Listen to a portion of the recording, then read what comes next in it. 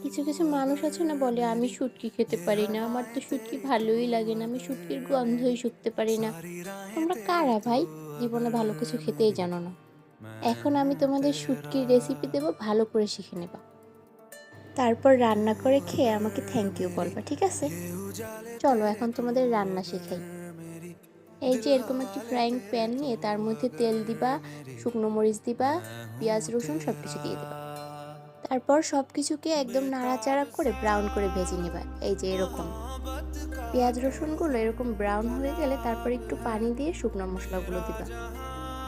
এই যে এখানে লবণ, হলুদ গুঁড়া, জিরা গুঁড়া, মরিচ গুঁড়া, ধনিয়া গুঁড়া সব কিছু দিয়ে দিলাম।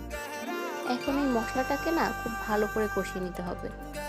একদম নেড়ে চেড়ে কষিয়ে নিবা, মশলাটা যেন একদমই না পুড়ে যায়, ঠিক আছে? আচ্ছা, মশলা থেকে তেল ছেড়ে দিলে ধুয়ে কেটে পরিষ্কার করে রাখা লোটে শুটকিগুলো দিয়ে আবার কষিয়ে নিব। মশলার সাথে মাছগুলোকে ভালো করে ভেজে নিয়ে পানি দিয়ে দিতে হবে। আচ্ছা, তোমাদের কাছে টমেটো থাকলে টমেটো অ্যাড করে দিতে পারো, এতে ফ্লেভার ভালো আসবে। আমার কাছে ছিল না, তাই আমি একটু লেবুর রস দিয়ে দিব। এই তো, এখন আর কিছুই না, সময় নিয়ে পানিটা শুকিয়ে নিতে হবে। ও আচ্ছা, লাস্টে একটু জিরা গুঁড়ো দিয়েছিলাম, দেখাতে ভুলে গিয়েছি। তোমরা রান্না করে খেয়ে থ্যাংক ইউ জানিও, ঠিক আছে? বাই।